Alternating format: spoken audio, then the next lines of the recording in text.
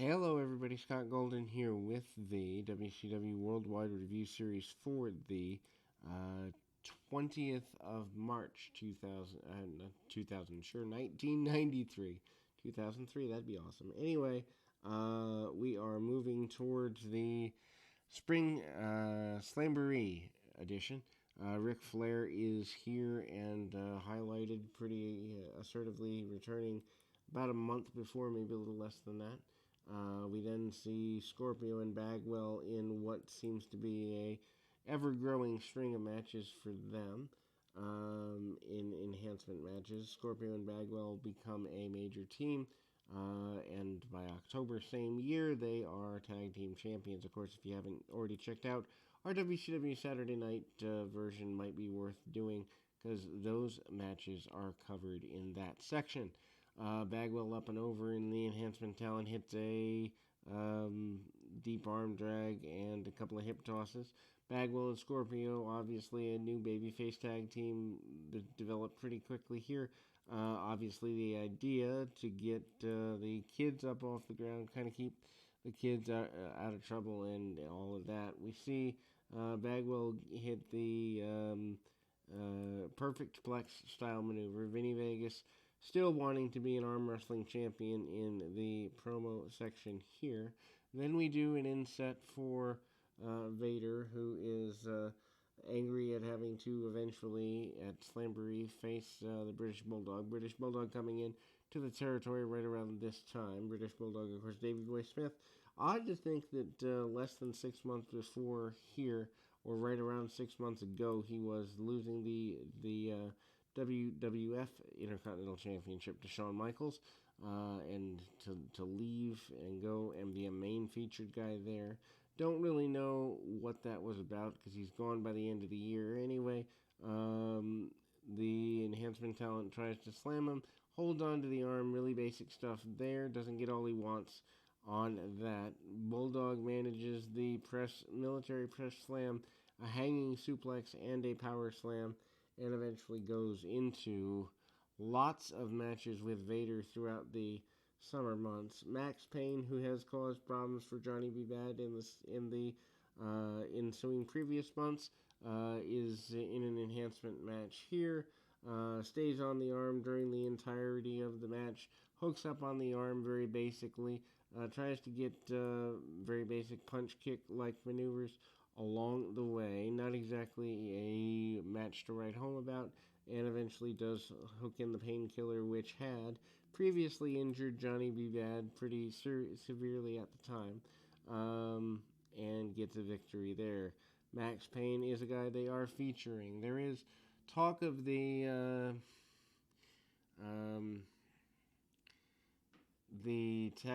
not the tag team, the television championship Anderson Conference. Watts and Payne have advanced to the second round. Vinny Vegas and Robbie V have advanced to the second round.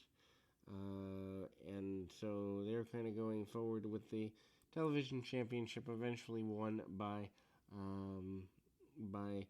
Paul Orndorff here. Vinny Vegas and Robbie V in a tournament matchup next, and obviously that's not going to go well there. Obviously, Vinny Vegas staying right on Robbie V for the duration of the match. Punch, kick, very basic stuff, sends him to the outside.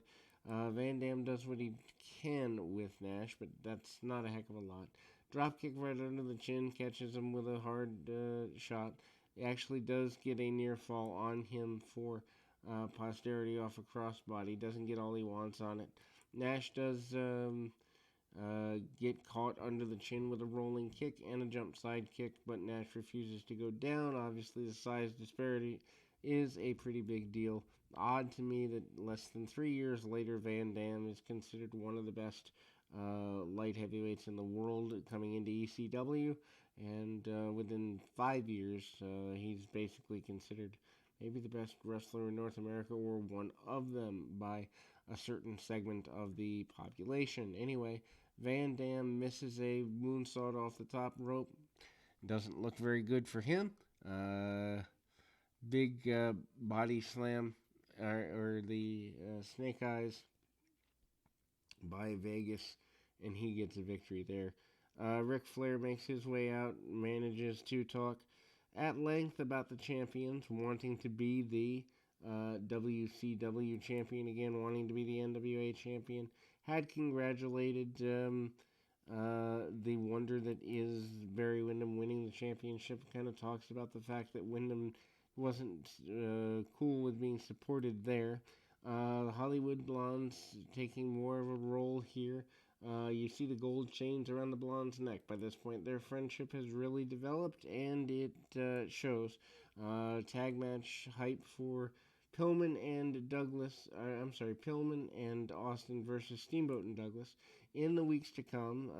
That eventual title match is coming as well. Then we go back to the main event for the day. Dustin Rhodes, your U.S. champion, against Paul Orndorff.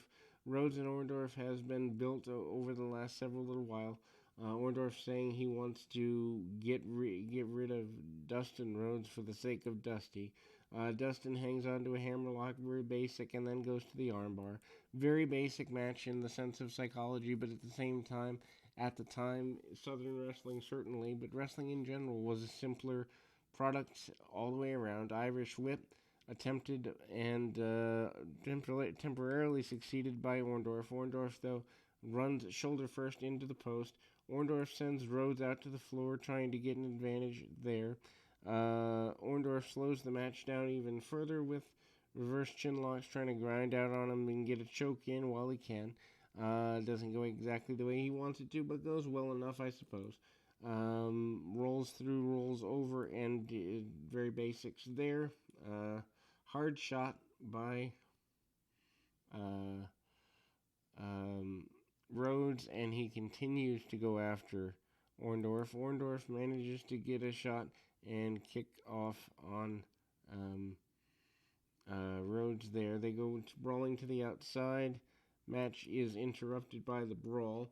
Orndorff holds on to the leg of his opponent, but Rhodes rolls back in and gets a count-out victory at the very last second of things.